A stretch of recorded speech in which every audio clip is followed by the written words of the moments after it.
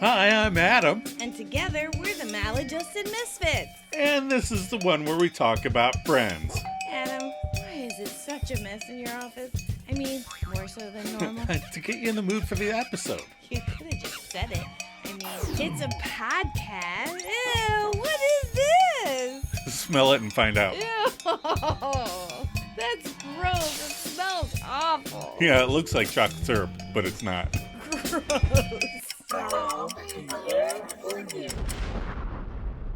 Welcome, Misfits, and hello to any new Friends fans that have tripped and fallen over the podcast. Every week we rewatch the next episode in sequential order because that makes the most sense. And we break it down. And look up trivia. And give our own maladjusted take on the whole Velveteen episode. Aww. We try and make each other laugh. And fingers crossed, one of you two. How are you this week? I'm doing well. Good. The weather got nice for like a half a second. Yeah, I was able to mow quick before it rains again. Yeah, and we took the pups over to see your grandma. Yes, my grandma got to see the doggies. Yeah, she was super excited. She hadn't got to see the littlest one because we got him during COVID, and it's like she's 94, so her access is restricted. And right. She's not allowed to have strange pets in her apartment, so we had to sit outside, and we had to wait for a nice day. But it was fun. Yep. Yeah. So, what are we doing this week? This week is the one with the dirty girl. Ew. What's the IMDb plot? Ross's new girlfriend is nearly perfect until he discovers her apartment is very dirty. Chandler buys a better birthday present for Kathy than Joey. And Phoebe helps Monica cater an event. Rachel is also obsessed with finishing her crossword puzzle by herself. Interesting. Dirty is putting it mildly. Yeah. When you hear dirty girl, I kind of get my hopes up, and then I'm like, oh yeah, it's the wrong kind of dirty. Not that kind of dirty. Our episode director is Shelley Jensen. Shelley. He's back. This is his last episode for season 4. Okay. But he'll be back for 2 more in season 5. All right. His directorial debut was 3 episodes of a TV show called Webster. Oh, I used to watch Webster. I remember Webster. Ran from 1983 to 1989. Mm-hmm. The plot of the show is a post-retirement season is suddenly disrupted for football player George Papadopoulos. Papadopoulos. And his wife Catherine when Webster, the orphan son of a former teammate, moves in. Laughter and life lessons in every episode. Oh, yes. Starring Emmanuel Lewis. Yeah. I used to really like Webster. This week on a very special episode of Webster. On a very special Webster. Oh, yeah, I did too. It was cute. Episode writing duo Scott Silveri and Shanna Goldberg Meehan. Meehan. I'm not correcting you that time. I'm just repeating. All right. It's my echophilia kicking in. You know this duo went on to get married, as I shared in a previous episode. Mm-hmm. And their first writing credit is together. Aww. They wrote 2 episodes of Mad About You. Aww. And they'll both be with us through the end of the series as a writing duo. Nice. When was our original air date? The original air date was November 6th, 1997. All right. New to the box office top 10 that week was Boogie Nights. Ooh. Paul Thomas Anderson's fantastic look into the Los Angeles porn industry. It's awesome, but don't watch it if you're not ready. Yeah. It's got porn in it. And A Bean, where a British gentleman travels to America when he is given the responsibility of bringing a highly valuable painting to the Los Angeles Museum. And that gentleman is Rowan Atkinson as Mr. Bean. Did you ever watch Mr. Bean? No. Yeah, me either. I saw him. Yeah. I mean, he's been in stuff. He's funny. He is funny. I just never watched the whole movie. Yeah.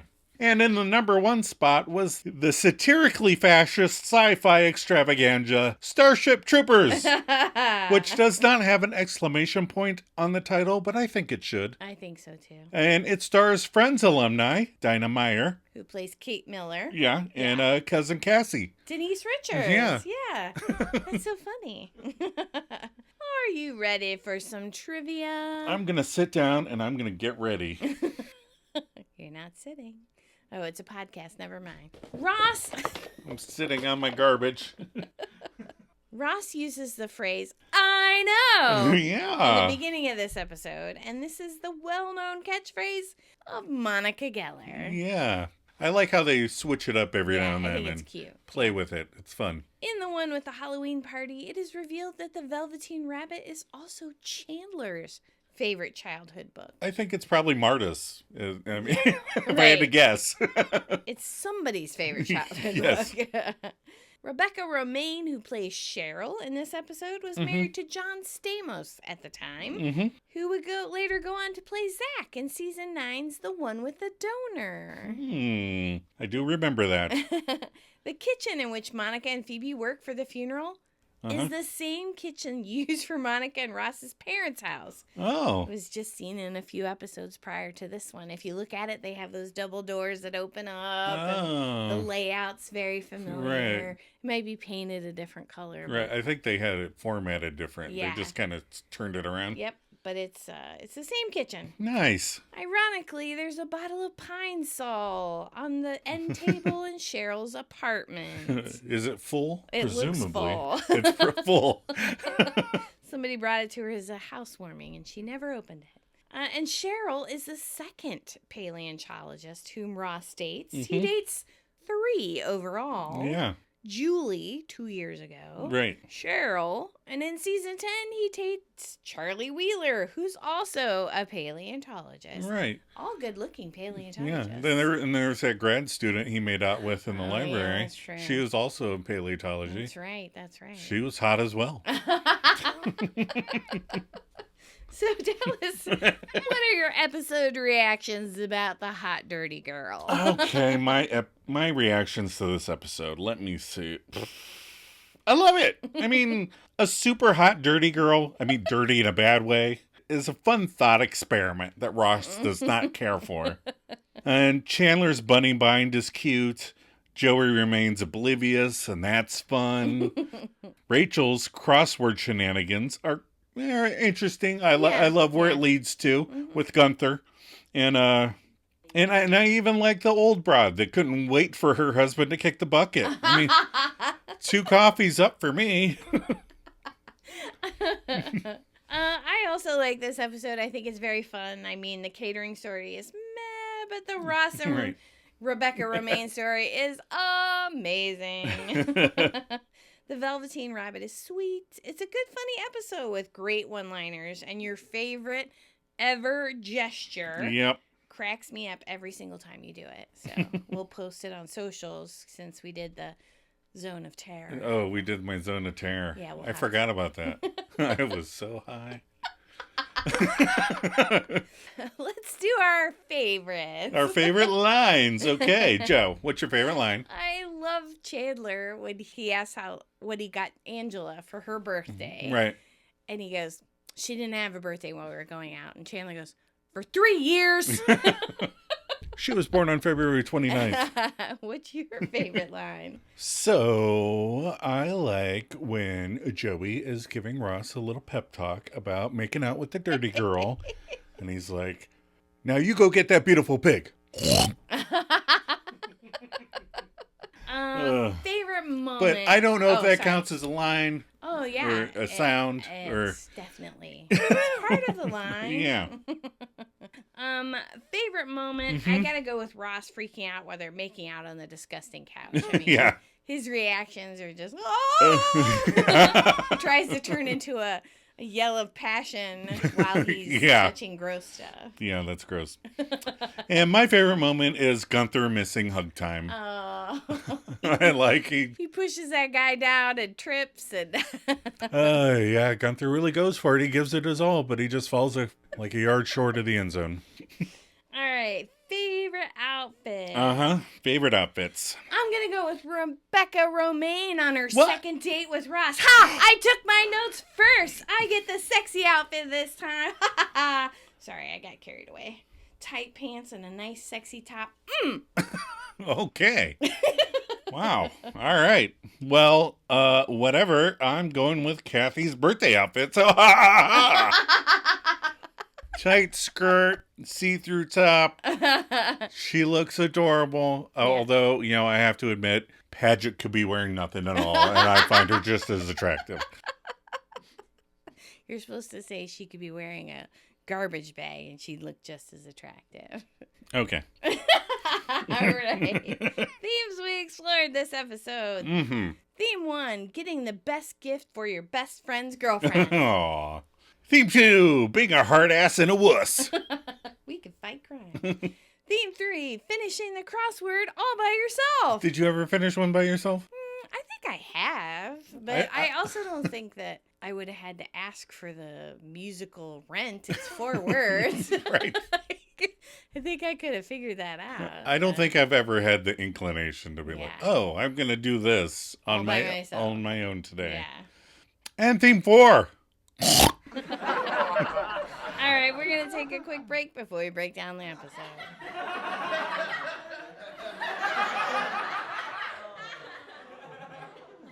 You didn't get the money, did you? Maybe I can try at intermission. Phoebe, come on. You know what? Let's just go. No. Hey, we're not leaving until we get paid. I don't know who she thinks she is. I was talking to the florist. She didn't get paid either. Or the limo driver. Or the priest. And he can get the dead guy damned for all eternity. Well, I'm not going back out there. Fine. Enough is enough. Clang, clang, clang with the trolley! Ding, ding, ding with the bell! Hey, Zing, widow. zing, zing with my heartstrings. From the moment I saw him, I fell. Okay, widow. Okay, everybody hold your places. This is not a break. Excuse me. Thanks. Clearly this is a very, very hard time for you, but we provided a service and we deserve to be paid because you ate that service. And we're not leaving here until we get paid every penny. Cause you know what, lady? We're part-time caterers and we have no place else to go. All right. I'll get my bag. Good, cause if you don't, tomorrow's gonna be your funeral. I'm going to leave some cards here. Please think of us for your next event. All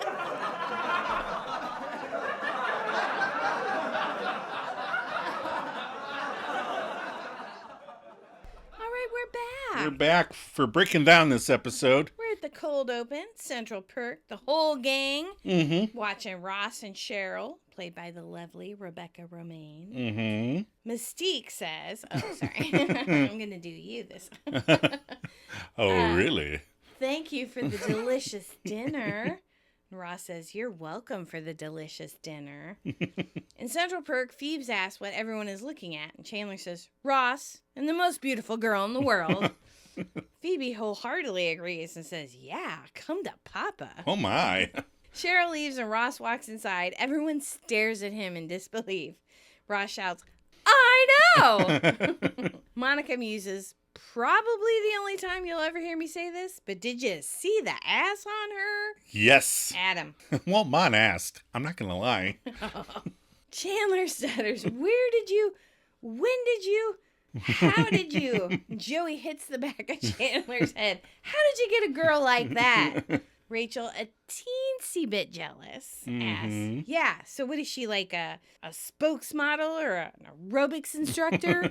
Ross posits, actually, she's a paleontologist, doctoral candidate, specializing in the Cenozoic era. Oh, nice. Chandler turns to Rach and says, okay, but that's like the easiest era. Okay, so Pop Quiz Joe. Yeah. What geological era are we in right now? The Cenozoic era. The Cenozoic era!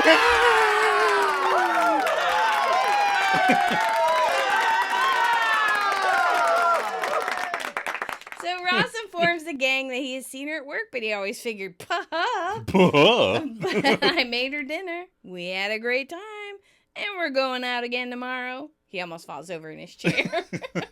Remember almost falling over in school? I don't think I've been in a chair that I can fall over in a while. Rachel surmises that, well, maybe she and her friends are having a contest to see who can bring home the biggest geek. Fine by me, hope she wins. Which I really like that line. It's really funny. There are cut lines before the scene ends. Joey says to Chandler, Hey, we should have a contest. Yeah, see who can bring home the most beautiful woman. Chandler goes, yeah, that's a good idea, Joe. We could call it life. Joey gives him a confused look. Q, I'll be there for you. Oh, all right. So now we're at Monica and Rachel's. Mm-hmm. Ross, Phoebe, and Rachel. They're doing stuff. And Chandler busts in asking if they have any wrapping paper. And Phoebe gets excited and asks if it's for her birthday present. And Chandler explains to Phoebe that her birthday was months ago. And Phoebe is like, remember when you gave me a birthday card with a picture from the Sears catalog with the bike you ordered me? Hey, that was from my sad childhood.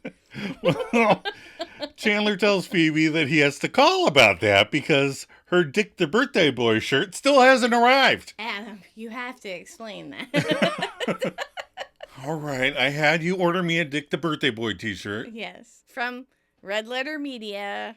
Right, they do best of the worst. Rich Right. Evans is on there. Rich Evans. Yes, you can Google Rich Evans, Dick the Birthday Boy, Right, and you'll know what I'm talking about. right, So Rich Evans, this man now, right, who's on this YouTube channel that I watch all the time, right. when he was 5 or 6 or 4, he went to some Chucky the Cheese knockoff place, and his mother had made him a shirt that said Dick the Birthday Boy on it, Right. and put him in it, and taken a picture of him with it. Right.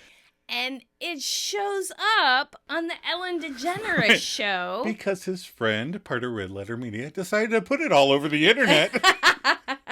And so they were laughing at it. Julia Roberts was the guest. Yeah. And they were laughing at it. And so now you can order a Dick the Birthday Boy shirt. Probably Right. could have made it faster on Right. our TeePublic account. But we wanted to give them I wanted to give them the money. But we haven't gotten it yet. So come on, Red Letter Media. What the hell? Yeah, come on, guys. Damn it, Rich Evans. All right. Now we're talking about friends, right? Right. Phoebe accepts her presentlessness with a K. Like, she Okay. doesn't seem to care. Yeah. And Chandler explains that this gift that he's holding is for Kathy. It's an early edition of her favorite book. And Rachel is impressed with the Velveteen Rabbit. So there's a spoiler ahead. Right. If you don't want the spoiled for you the way Rachel spoiled it for me, skip ahead 10 seconds. Go ahead. Rachel says, OMG, when the boys' love makes the rabbit real. Oh. I still haven't bothered reading the book because she ruined the end. You haven't read The Velveteen Rabbit? No. Oh my gosh. I read The Velveteen. Well, the end was spoiled, so I was like, Pinocchio ripoff, whatever. So Chandler is glad Rachel likes it, but urges her, don't touch it because your fingers have destructive oils. It's like it's a comic book or something. So Rachel takes her cue to take a pot shot at Ross, going, well, then you better keep it away from Ross's hair. Before asking how Chandler found the rare book, and Chandler says it wasn't a big deal. He just went to a couple bookstores, talked to a couple dealers, Dean Corso and such, and called a couple of the author's grandchildren. Phoebe thinks, hey, that's a great way to say I secretly love you, roommate's girlfriend. And Chandler questions that statement. It doesn't say that. And then he looks at Ross and goes, does it? Does it? Does not. But Ross really posits, how do you think it's going to look when you get her something incredibly meaningful and expensive, and her boyfriend Joey gives her an orange? Chandler quickly thinks of a solution. He'll just make sure Joey gets her something really great. And Phoebe points out that it's got to be better than that book, like a crossbow. I've asked for a crossbow numerous times, and I am still crossbowless. Yeah, but you asked for an archer's bow. I got you that, and you don't play with it anymore. So. I play with it when you're not at home. Monica comes from her bedroom apologizing into the phone before hanging up. She informs us and her friends that she just had to turn down a job catering a funeral for 60 people. And Rachel is like, Jeepers sliced, what the fuck happened? 60 guests. Monica clarifies for Rachel. And then Rachel has that dumb moment of, oh, okay, that was dumb. I hate that dumb feeling. You ever get that dumb feeling where you're like, oh. Huh? Ross asks why Mon had to turn it down, and when he should know perfectly well Monica doesn't have any money or equipment to handle something on that big of a scale on such short notice. Come on, Ross, there's no way. But Phoebe wants to know, like, what's with all this negativity? And then accuses her of being like a Monicant instead of a Monican. I like how she goes, Monica. And Monica, looks around wondering if all her friends are terminally stupid. As Phoebe takes her turn with a dumb feeling before sounding out Monica. Phoebe moves on telling Monica she has been playing around with this catering thing for over 3 years. Do you want to be a caterer or not? And Monica answers, I don't know, with a real Adam aloofness about her. And Phoebe congratulates Monica's apathy with a, there you go, that's the spirit. Then an unemployed Phoebe is super generous and offers to lend Monica the money, if that just gets her moving. And Monica would need like $500 for all the food and the supplies and stuff, and Phoebe assures her it's worth it if it will get Monica moving. Because she hasn't worked in months. And Monica reminds Phoebe she's not working either, but Phoebe is doing this! She's inspiring her friends, so Monica thanks her. And Joey and Kathy walk in, and everyone hays at one another. And then Kathy asks if she may borrow the keys to Joey's apartment. And Joey asks why. And Kathy whispers in Joey's ear, like one does when they are shy and embarrassed. But Joey just announces, you can be here! And Kathy awkwardly laughs before nervously admitting, yes, I can, of course. And Sir Chandler, ever chivalrous, tries to comfort the fair maiden with, it's okay, the duck's using our bathroom anyway. Having the opportunity, Chandler asks Joey what he's going to get Kathy for her birthday. And Joey kind of bargains. He's like, we only been going out a couple weeks. Do you really think I need to get her something? And everyone agrees that he should. Rachel, trying to help out Chandler, tells Joey he has to, and it has to be something really nice. And Joey gets an instant idea. Oh, I know! And Rachel immediately warns, and not one of your coupons for an hour of Joey love. She got a coupon before. And she never cashed it in. All right, we're in Monica and Rachel's apartment. Rachel and Phoebe. Yeah. Phoebe goes, ooh, a crossword, can I help? No! Rachel shouts, no! I'm sorry, honey. It's just that last week I got all but 3 answers, and I really want to finish a whole one without any help. Phoebe says, fine, but you can't help me develop my new universal language. $10 says that language is called love. Knowing Phoebe, it's something really weird, like goat treats or something. Monica enters, hey, so I'm going to call BS on the hair right now, okay? The haircut that I announced last week to get rid of her highlights. I can still see them. It's just a haircut. She got a haircut. It's just a power play. They can't have Wes Craven dictate how Monica Geller has her haircut. They just want to be like, no, you can't look the same. So Rachel asks, how'd it go? Monica enthusiastically goes, oh my God, it was the best funeral ever. I mean, everyone loved the food. And guess what? I even got another funeral for tomorrow. The dead guy from today's best friend. I mean, it's like I'm the official caterer for that accident. I do like Monica's consistent excitement over morbid topics. That makes her fun. I like that about her. Phoebe is so happy for her. Monica says, thanks. Like, check out my new catering stuff. Picks up 2 frying pans. Look at this. I'm an omelet station. Omelet made to order. Phoebe says, I'll have one, please. Plus my money. Oh, that makes more Phoebe sense. She wasn't helping as much as being a loan shark. She wants to break both her legs. Yeah. Monica's shocked and says, oh, well, I didn't realize you needed it back right away. I mean, you told me to go be a caterer. So I went. I beat. And I spent the $500. I mean, I used the money to buy all this stuff. So there's a cut line, Rachel in the background doing the crossword puzzle, that shouts, Aborigine! Thinks about it and goes, oh, no. So Monica recovers quickly, but look, I've got another job tomorrow, so I'll pay you back with the money I make from that. Phoebe apologizes. Oh, okay. Sorry I acted like a bank. Then again, another cut line, Rachel in the background shouts, Aborigine! Oh, no. I tried that already. It's like when Phoebe shouts regular celery. Yeah. Regular celery. No, I already have that one. All right, so now we're outside Cheryl's apartment. Ross and Cheryl are kissing. Afterward, Ross lets out a moan, hinting that the kiss was just like he dreamed it. And Cheryl asks if he'd like to come in. And Ross answers with a question. Did Homo erectus hunt with wooden tools?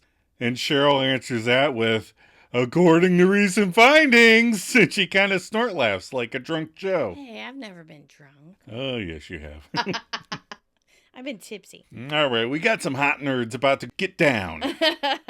I do think that Ross just wanted to find a way to sneak in the word erectus without it sounding gross. Oh, my God. Cheryl unlocks her apartment, and then once inside, we find Cheryl is a tad on the messy end. A tad? Okay, it's bad. It looks like Monica moved out and left Rachel to fend for herself. It looks like a fraternity house. Like the fraternity house is about to get expelled.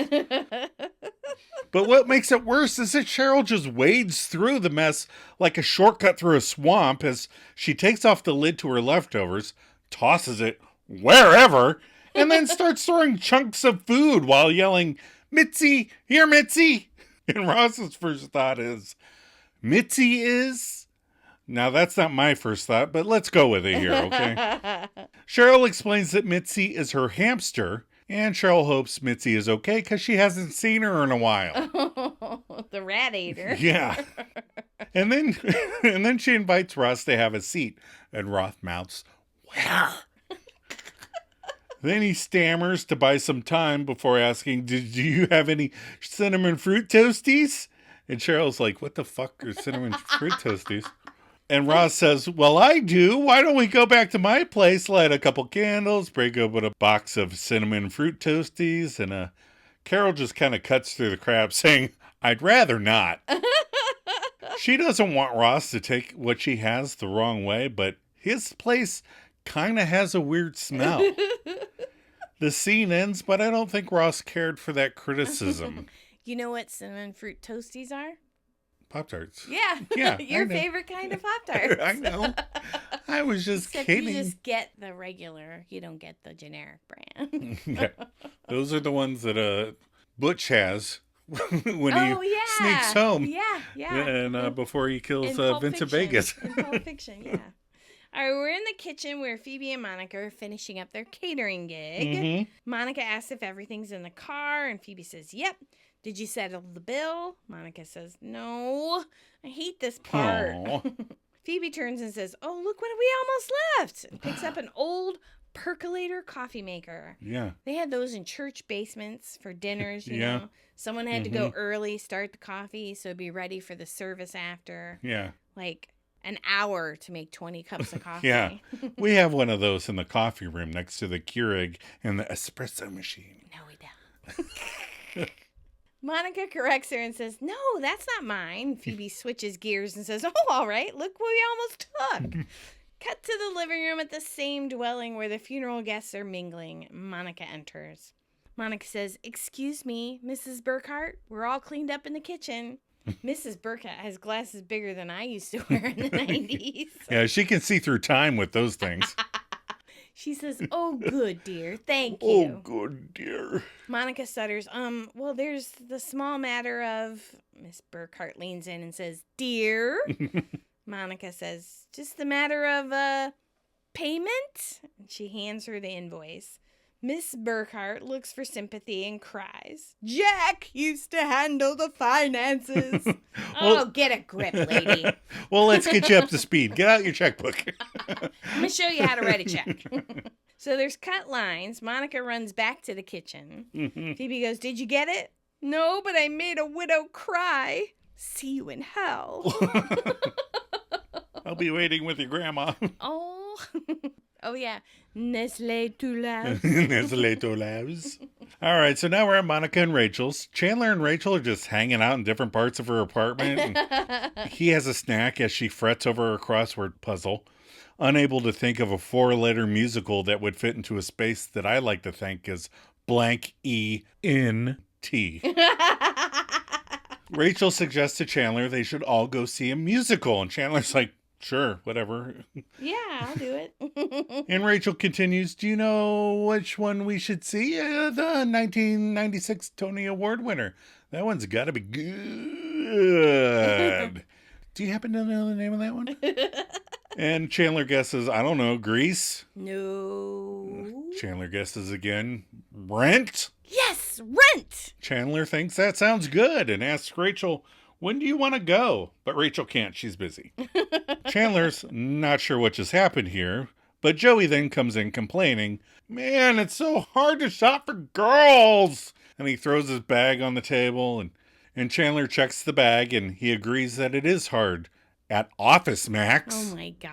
Although you could probably find something I would love at Office Max. I love supplies and boxes and Yeah. folders. And... Right, but Rachel, wouldn't even want that store credit. No. She'd just be like, no. Rachel questions, what did you get her? And Joey reveals the quote-unquote gift that Chandler announces with disdain. A pen. And Joey is like, hold the phone, brotherfuckers. It's also two gifts in one. It's a pen, but it's also a clock. And Chandler mock laughs before saying, you cannot give her that. And Joey wants to know why not. This was also my runner-up. Because she's not 11, and it's not the 7th night of Hanukkah.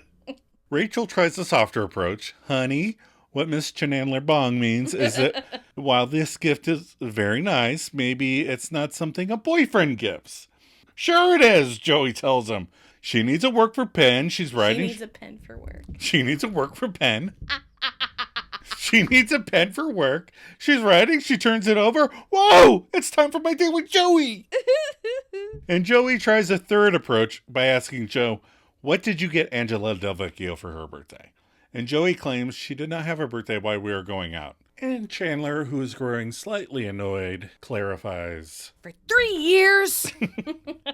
And Joey starts whining like a Ross. And look, it's too late. I got an audition. I can't shop anymore. And the Chandler then offers to help him out. He will find something for her, okay?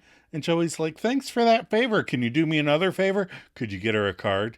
And Chandler asks if he should write a little poem in it as well. And Joey suggests, or just get her a card that already has a poem in it. And then there's a cut line. Rachel goes, oh, so it's a card, but it's also a poem holder. That's right. Like a pen. Right. It's also a clock. Right.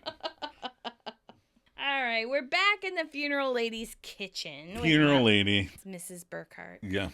Monica and Phoebe are there. Mm-hmm. Phoebe scolds Monica and says, but Mon, you have to get our money. Monica says she couldn't stop crying. With those thick glasses, her tears look giant. I thought I was going to drown.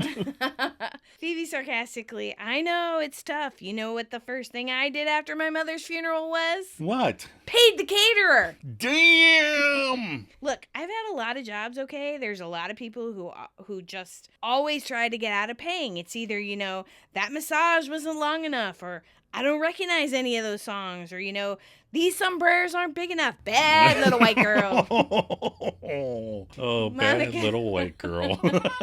Monica asks, so what do? You think she's faking? Phoebe points out, well, it seems like there weren't any tears till you showed her the bill. Yeah. Monica says, but Phoebe, she sounded pretty upset to me. And then we cut to the living room where Mrs. Burkhart is now performing, you're a grand old flag, you're a high-flying flag, and forever in peace may you wave. You think the listeners would have had enough of my singing last week. But no. One of them came back. Oh.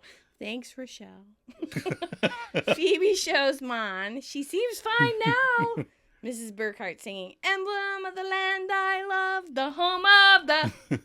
Yeah, I want to change the channel. No. No, yeah. I'm going to bounce from the funeral. Yeah, you look real sad. I gotta go. All right, so now we're at Chandler and Joey's. Mm-hmm. Joey and Ross. Ross is tying a tie while talking to Joey.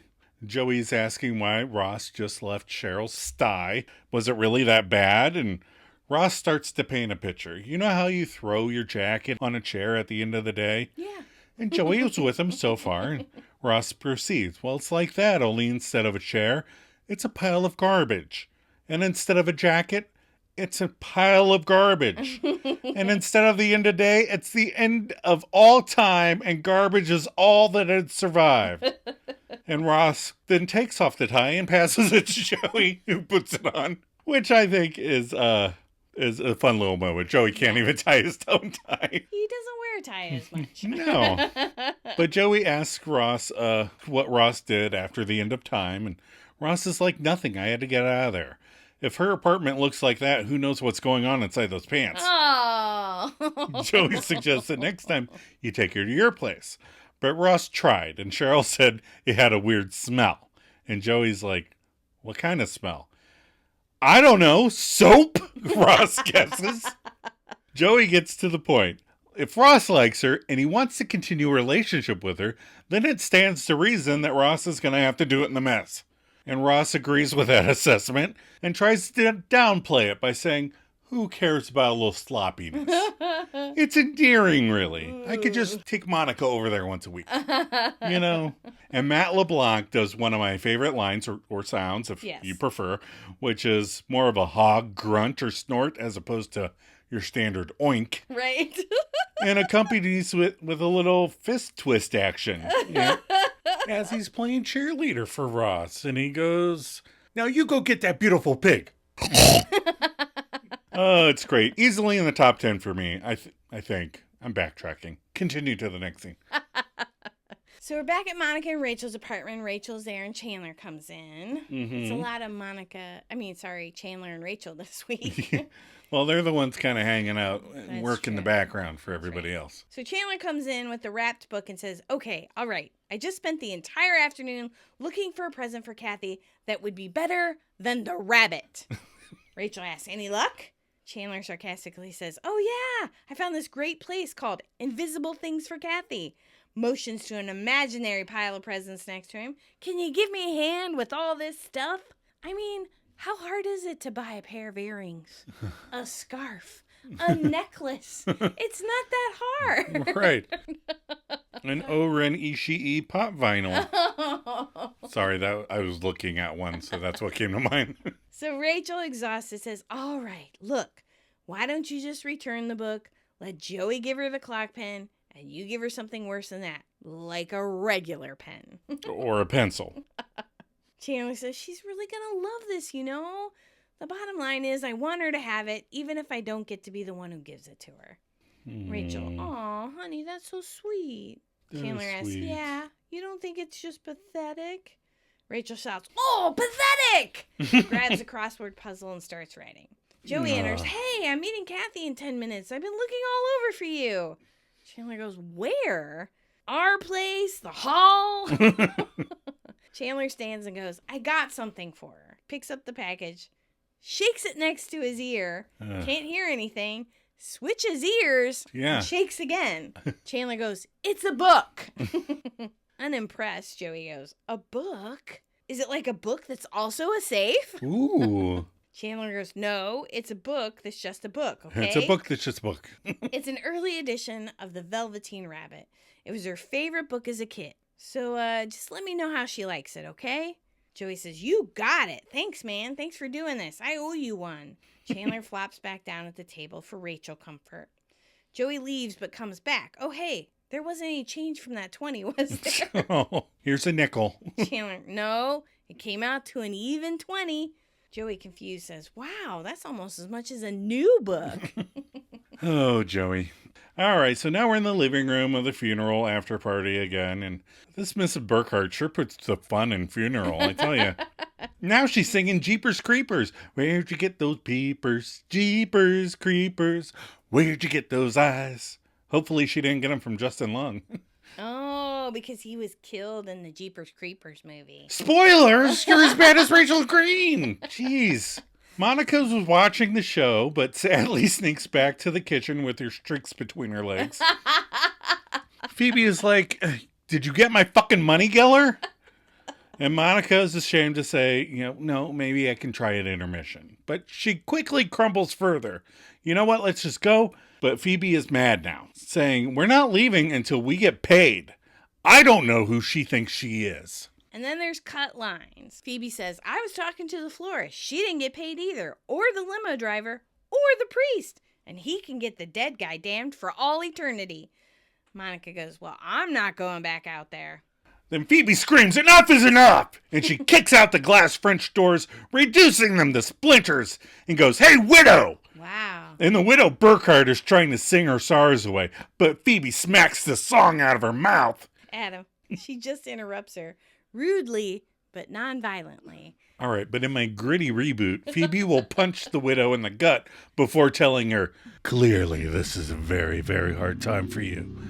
But we provide a service, and we deserve to be paid because you ate that service. And we're not leaving here until we're paid every penny. Because you know what, lady? We're part-time caterers, and we have no place else to go.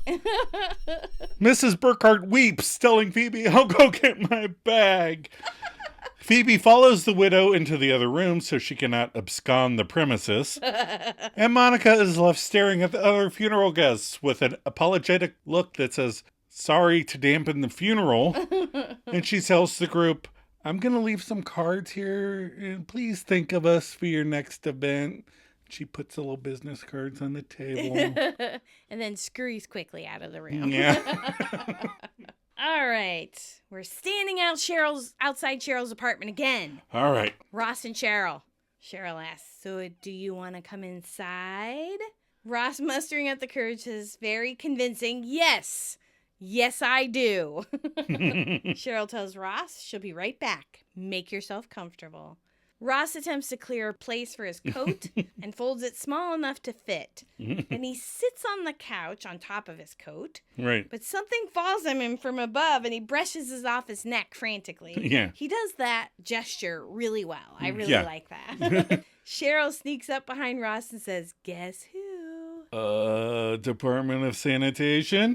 Cheryl laughs, it's me. Oh. She kisses him and they kiss more and move on to the couch. Ross's hand moves under some garbage. Oh, his hand is covered in something brown and gooey. I think he really should have smelled that. What? If it was chocolate syrup, he could have just spread it on top of her and started licking it off. Oh my God, I'm not addressing any of that, no matter how delicious it sounds. Cheryl says, what? Ross tries to make his disgust into lust and goes, Cheryl. She goes, oh, Ross. They sit up moaning in excitement and Cheryl straddles Ross. Take it easy, Adam. Oh. Ross finds a slice of bologna and moans higher and louder. Okay, a loose piece of bologna is too far. I don't like bologna in the fridge. I liked bologna when I was young. Then a bag of potato chips on the coffee table starts to move. Ross throws Cheryl off his lap, grabs a tennis racket and a toilet brush off her bed, right, and starts pounding the bag. That toilet brush looks disgusting. It looks like a used toilet brush. Cheryl starts shouting, wait, no, it's my hamster, it's Mitzi. Ross apologizes. Oh my God, I'm so sorry, Cheryl. I must have freaked out. Cheryl gets down, looks in the bag, and goes, oh, thank God. It's not Mitzi. It's just a rat.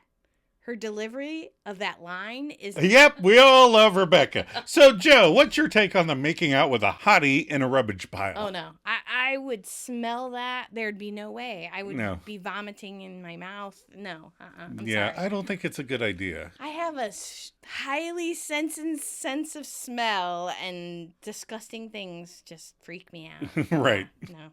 I couldn't be a house cleaner or what's a crime scene cleaner. Oh, you don't want to spray the brains off the walls? No. Oh, okay. All right. So now we're at Central Perk. Rachel is all on her lonesome as she completes her crossword puzzle. And Gunther's kind of walking toward the back, if you notice. And she jumps up and excitedly starts shouting, I finished it! I did it all by myself! And there's nobody here to hug! And then from the inner recesses of Central Perk, we hear a commotion. Then Gunther comes running out of the back room. He's pushing people aside, yelling, move, while running to hug Rachel in congratulations. But in his excitement, he trips and falls. And Rachel turns to kind of look at what the commotion was, but she doesn't see anything. And then Monica and Phoebe come into Central Perk. Rachel spies them and shouts, hey, you guys, I finished my crossword puzzle all by myself. Give me a hug. And the girls congratulate Rachel and hug her as Gunther slowly emerges from behind the couch and slinks away. Aww. Cornelius is in the coffee house. Oh, yeah? And Joe and I discussed that the blonde waitress that usually has a ponytail will now be referring to her as Esmeralda. Esmeralda is at the counter. Okay. Rachel asks the pair how catering went, and Monica relays that it went great. The widow wouldn't pay, so Phoebe yelled at her until she did. And Phoebe admits, yeah, I'm a hard ass. And Monica says, and I'm a wuss. We should be partners. Phoebe likes the sound of that. Hard ass and wuss. We could fight crime. Then Monica has an epiphany. Wait a minute, Phoebe. We should be partners. We should be catering partners. You're not working right now. We have such a great time together. And Phoebe is into it. Monica speculates, I can cook and you can take care of the money. And Phoebe agrees. It'll be like I have a wife in the 50s. And they both scream and hug with the new exhilaration. Much like us, Joe, when we started this podcast. Oh, yay! Now we're at Joey and Chandler's. Chandler's there and Joey walks in. Chandler's still trying to clean the rusty patio furniture. I would have so spray painted that shit by now. Right, but they would have to carry it downstairs, take it outside. That's true. Yeah. I have a garage. So Joey comes and says, hey. Chandler, excited, says, hey, how'd it go? How'd she like the gift? Joey says, oh, man, she loved it. She's over there showing Monica and Rachel right now. Chandler was happy that she liked it. Oh, yeah, that's great. Hey, listen, I gotta tell ya, I feel kind of bad taking credit for this because, man, am I going to get a lot of credit for this. Chandler goes, ha ha ha. Kathy comes in and says, hey, Sans book. She doesn't have the book with her. Huh. She left She didn't put it down? Nope. Maybe she hung up her coat on the doorknob. Maybe she left it on Monica's table. Yeah. So Chandler says, hey, happy birthday. She thanks him, and Joey pushes the pen case that's on the counter towards Chandler. Oh, no. Joey says, Chandler got you a gift, too. Chandler backs up and says, no, he didn't. Joey says excitedly, yeah, he did. Look, it's right here on the counter. Ha ha ha. Chandler hands Kathy the pen and says, happy birthday. I'm sorry. Happy birthday, I'm sorry was a contender for favorite line. But it is how I sign all my birthday cards now. So Kathy says, you really didn't have to. She opens the box and goes, oh, wow. Chandler tries to make it seem less lame. See, you think it's just a pen, but you turn it over and it's also a clock. Ooh. Kathy laughs and says, yeah, no, this is great. Thank you, Chandler. And they hug. Joey enjoys the hug between them, but turns to Kathy. Want to go to bed? No. Kathy laughs and says, I'll be in a minute.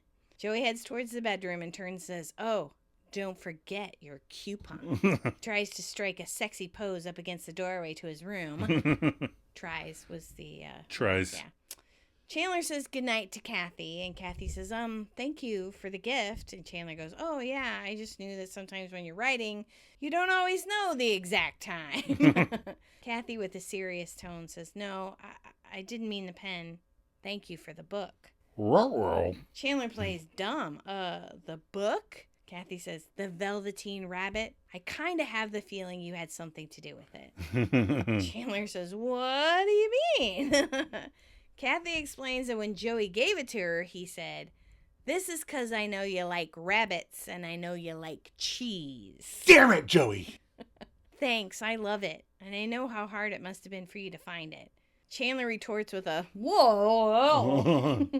By the way, in case you missed that sound was, whoa. Kathy, even more serious, says, you must really like Joey to go to all that trouble for him. Not as much as like you and your big brown eyes and your... Hey! I was done. I was finished. Yeah. That was it. That's in the list. Chandler says, oh yeah, he's my best friend. Chandler bids her goodnight. Joey opens the bedroom door and says, hey, that coupon expires, you know. She laughs and heads toward Joey. No. All right, so now we're at the stinger. There's a knock on Cheryl's door, which she answers while wearing a lovely robe. It's Monica, and she introduces herself as Ross's sister, and Cheryl seems nonplussed by the visit and expresses regret at the relationship, saying, too bad that didn't work out. And Monica's like, yeah, anyway, that's not why I'm here. Ross, told me about your apartment, and I could not sleep thinking about it. Would it be okay if I cleaned it? Pretty please, with some soft scrub on top? And Cheryl shrugs, not quite sure what to make of Monica, and shuts the door in her face. Monica begs, no? And there's a cut line. She shouts, I won't be able to sleep. And then outside, Monica pulls out a sponge and kind of starts scrubbing the door frame there. And that's the end of the episode. Yeah. That's the end. Cut and print. Cut and print. We're going to take another short break. We'll be right back.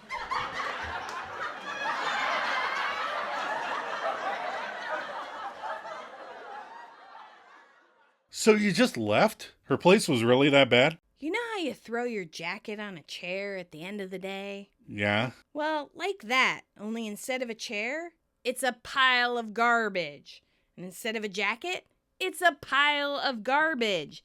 And instead of the end of the day, it's the end of time. And garbage is all that has survived. I thought Wally was going to come in and start making those little cubes. So what happened? What do you mean? Nothing happened. I had to get out of there. I went and got those shots this morning like I was traveling south of the equator. All right, so next time you take her to your place. I tried that. She says it has a weird smell. What kind of smell? I don't know. Soap? Candles? Rachel? All right, listen, Ross. You like this girl, right? Yeah, although it seems unhealthy. You want to see her again, right? Maybe. She's not gone full hoarder yet. So you're going to have to do in the mess. The sloppy, messy mess with hamster feces. Yeah, okay, you're right. Yeah. I mean, who cares about a little sloppiness? Yeah, I did it in a dumpster once. It's endearing, really. All right. Now you go get that beautiful pig. Wait, you did it in a dumpster? All right, we're back for the wrap up. 2 weeks later. Yes, it's 2 weeks after we started the episode, but they don't know that, so shush. They do know that because we took a break. We were on a break. Everyone said that when I posted. They were like, now you can say, we were on a break. All right. So what did we learn from this episode? Joe, what did you learn? That everyone else they meet in New York has a normal looking apartment for New York City. Yeah. And just the friends have these spacious rooms and kitchens and... Okay. Yeah. What did you learn? I learned that you pay the caterer at the funeral. Yeah. I always figured they'd bill you or maybe even pay at the booking so you didn't have to think about it later. Yeah, usually it's pay in advance or invoice or something. No. You got to pay him at the funeral. Duly noted. I will have my checkbook ready. What are your final thoughts on this episode? Well, as someone that has binged the Hoarders TV show in a fit of depression, I can attest that none of them ever look like Rebecca Romaine. I know, because when we were watching it, I said, right. You'd think she'd smell Right. or look bad or... Right. There was only ever, like on Hoarders, sorry to anybody who was on Hoarders. I don't know who listens to the show. But there was only like 3 people that ever looked normal that you're like, oh my God. Yeah. It was always, Right. I mean, like the late, I don't want to go into Hoarders. Yeah. But I have one more thought. Uh-huh. What do you think the crossword clue was for the word pathetic that Rachel didn't know until Chandler said the word? I have no idea. But since we've watched that episode, you've said, ooh, pathetic, like 3 times. Well, you said it 3 times, and then I was like, I'm going to start saying it then. So whenever anybody says pathetic. My final thoughts, I'm thinking Angela got coupons for Joey Love for 3 years. For 3 years, yes, yeah. Angela. That's why he couldn't remember, because that's his... Oh, see, I assumed he just didn't get her anything. Oh. So what's our sweater vest tracker? Well, the prior count was nada. Oh, no. The episode total was zip. Oh. So the overall count is bupkis.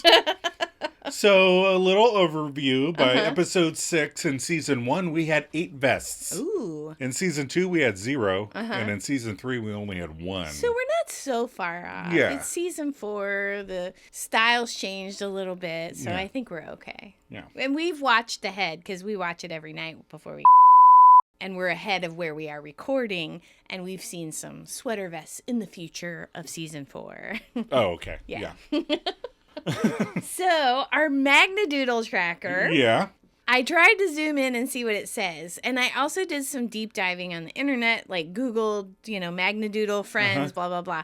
So this one didn't even show up in the list of Magnadoodles. Oh, okay. So we're ahead of the curve here. So the Magnadoodle says, I think, Yo Puffiness, where's G Daddy? Signed LSB.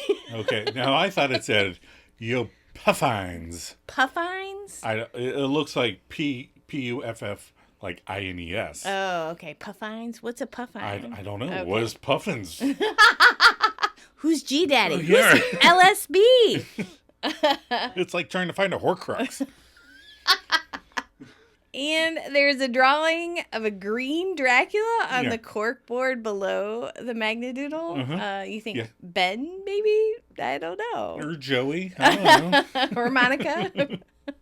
I just like that one. All right. What is our IMDb rating for this episode? The rating is 8.4 out of 10 stars with 5,600 ratings. That's not a bad rating. It's No. a pretty highly rated episode for season 4. Yeah. So for our review, we have one of our Misfit listeners. All right. We have Michael M. Oh, Michael M's back. Yes, I'm saying it right, Michael M. I know, because you know how I remember it? Because why? Maladjusted Misfits. Aww. Did you hear that, Michael M? Maladjusted Misfits, Michael M. All right. So he wrote in advance of season 4 and asked if he could do this episode specifically. So it's one of his favorites. Okay, yeah, I can see that. So he says, the one with the dirty girl, best outfit. If we had to pick a why Monica why moment, her hair, it is awful. But you want the best outfit. And I would say the best outfit in this episode goes to Kathy Paget Brewster. Kathy. Big fan of the hair color, leather jacket, slim brown pants look on her. I know why she's liked by both Joey, Chandler, and he didn't add this, but Adam as well. Yes. Best line, he's going to go with Phoebe. What's with all this negativity? You sound like Monica can't, not Monica can. Monica. Classic Phoebe line that only Phoebe could say in this episode and the entire series. Can you think of any other Friends character that could say this line better? No. Best moment by far was the tug at your heartstring moment when Kathy realized that the early edition of the Velveteen Rabbit was from Chandler and not Joey. It showed that Chandler, not only in the class clown, but he has a heart of gold for his friendship to Joey, and showed that he deep down is in love with Kathy, but these women issues that hurt him will continue until the end of the season, where we can see the beginning of Chanmon. Chanmon. Mon-Chan. Yeah. Overall thoughts, a good example of why season 4 overall is one of the best Friends seasons. This episode has everything that a good episode has. Laughter, memorable lines, good storyline involving the Chandler, Kathy, Joey saga, and Ross being Ross while dating the girl who might be beautiful in the outside. He said, in parentheses, ask John Stamos. But once you see your habits are having a nasty smelling apartment, it changes your whole outlook of her. Yep. The only issue I had was with Rachel, who was basically non-existent in this episode, as the writers had her work on a crossword the entire time. Kind of like when Ross shows up at the beginning of the one episode. Right. So overall, I give the episode 5 Clorox wipes out of 5 Clorox wipes to help clean that mess of Cheryl's apartment. Nice. Thank you for Well allowing done. me to do this again. Let's do it again soon. Michael M. Thank you, Michael Thank M. you. Love Very it. good. Yep. Yes. Good review. I like that I usually skew funny in my moments. Yeah. But, there are those sentimental moments that, I know. you really like. I know. It's like I said, I would feel a little bit more like I liked when he was in love with Kathy, and I was like, Right. oh, maybe she's the one. But I'm so glad when he ends up with Monica. Right. So. All right. What is next week's episode? Next week's episode is the one where Chandler crosses the line. What's our synopsis? Ross starts exploring his musical soundscapes again. which inspired our theme song. That's right. Joey starts dating Casey while dating Kathy because they're not exclusive. And then Chandler is guilt-ridden after kissing Joey's exclusive girlfriend. The line that you crossed, it's so far away from you, it's a dot. Disagree. Oh, yeah, I agree. I agree with you. Yeah. Are you ready for some maladjusted content? I am ready. All right. So, last couple weeks, because thank you, Misfits, for allowing us to take a week off. It's just hard to keep up with a weekly podcast, especially when I was traveling so much and there was our dog passed away. And there's other things going on. Yeah. We just kind of fell behind. Yeah, and I was like, I wanted to go. We even recorded the week we went to Iceland.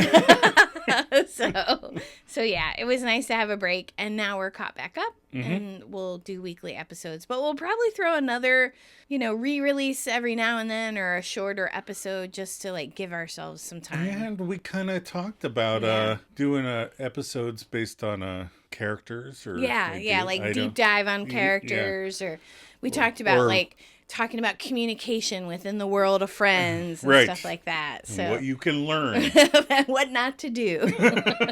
Because if we stick to the schedule, there's a definite end date. Right. We only have so many episodes. Exactly. But if we throw in an extra one here and there, we can stretch it out a little bit. That's right. So you can't get rid of us. So a couple weeks ago, we watched Footloose, the original. Yes. Not the remake. They did remake it. I think I did know that. Oh. We watched it with the girl kid, and that was a lot of fun because she had never seen it, and she loves music, and she got really into it. But a flood of memories came back to me because I used to sing this soundtrack in my bedroom all the time. Well, that's what made me think of watching it was because we were closing in on Easter, and I told you I remember when I was a young boy. One of my Easter presents in my Easter basket was the Footloose album. That's right. That's so funny. So yeah, it was just like I knew all the words instantly, and I can't remember the words to anything. Right. And we don't listen to those songs anymore. No. I mean, occasionally we listen to older stuff, but I haven't heard of those songs in a while. So it was just amazing to I was giddy. Like, oh my God, I know this song. And there is a time to dance. So we went back and started watching old Nightmare on Elm Street movies. And I'd never seen them before. No, you had not. No. And so we went to this old video store to find it because it wasn't anywhere we could stream it. And we found 7. Nightmare all 1 7. through 7. I've only ever seen 1. Right. And I've seen parts of 3 or 4, but I don't know which one. We got the whole set. Right. So we watched 1 and 2. Yes. 1 was, okay. It was so funny to watch a young Johnny Depp. Yeah. His first acting gig, wasn't it? I think it says introducing. Yeah. So, I mean, it was just so funny. And it was a young couple relationship. It was hilarious. And they lived across the street from each other, and it was funny. This was so weird, bizarre. It wasn't scary. You didn't find it scary. I did not find it scary. You found it more campy than scary, which I think they lean into more in the later ones. Okay. But yeah, no, I didn't find it scary. Probably back then, if I had watched it back then, I probably would have found somewhat scary. Right. But I've seen scarier fucking movies since then. Yeah, that's my fault. Yeah, Barbarian. What's the one where the kid's head gets lopped off? Oh, yeah. Hereditary? Hereditary. That scarred me for a few weeks. Well, it's a little bit different genre. Sure. They're both horror movies, but Hereditary is definitely a little more intense than Nightmare on Elm Street even wants to be. So then we watched 2, and that's just straight up banana crackers. Yeah, it's 2 was weird. It's crazy. Well, I was reading a thing that said it's kind of the outlier as far as the Freddy mythos. Okay. It's the one that doesn't make sense. Yeah. That's what I read. It was so weird. It was very weird. It was very Is this homoerotic? Is this supposed to be homoerotic? So you said you did some research in it. And it said that it's the most, like, it's voted one of the most unintentionally gay movies Really? of all time. And I guess the writer said at one point that it's because the guy that they cast is really gay, so he was kind of bringing that. But I think there's definite lines in the script that are like... Plus they wrestle with his pants pulled down. I was like, wait, what is happening? First they hate each other, then they love each other. So funny. We watched Spirited Away. Yeah, and we watched Spirited Away. That was really good. Right. Did the kid watch that with us or no? No. Okay. No, she saw it on, but Yeah. she used to really like it when she was little. We took her to the theater to see it. But she loses interest very quickly. She's not... Well, her problem is that she's got something in mind. Yeah. She's like, this evening, I'm going to do this. Right. And if you're like, can we do this instead? She's like, no. Right. All right. Well, I think that's it. Yeah. Anything else you want to add? I don't think so. I mean, like I said, we needed a break. Yep. We appreciate it. Yeah. It was fun listening to the one with the boobies again. I went back and listened to it too because Adam made me pick out an episode and we used our Buzzsprout to see which one was downloaded the most, and that was a high contender. So I went back and listened to it. It was pretty funny. Well, good. I enjoyed it. Whether you guys did or not. All right. We are so glad you stumbled across our podcast. If you're enjoying it, please share it with other Friends fans. Or maybe rate it or leave a review. Yeah. And if you want to contribute your thoughts like Michael M., pick your favorite episode and send us your musings and we'll share them on that episode. You can also write just to say hey. Yeah, we'd like to hear from more of you misfits out there. Yep. You can email us at themaladjustedmisfits@gmail.com. Or we're hosted on Buzzsprout. If you'd like to help us with costs, you could visit our page and click that donate button. Smash that like. You can also send us fan mail through Buzzsprout. There's lots of ways to talk to us. And if you donate, email, or send us fan mail or whatever, we'll give you a shout out. That's right. Check us out on Facebook and Instagram. Adam spends a lot of time putting funny-ass memes together. You can follow the links in the show notes. The pages are called The One Where We Talk About Friends.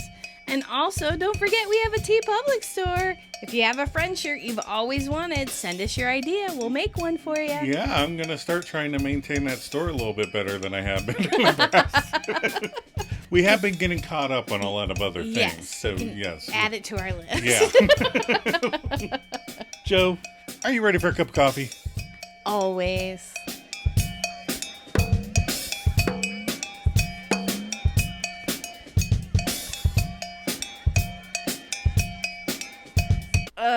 Department of Sanitation?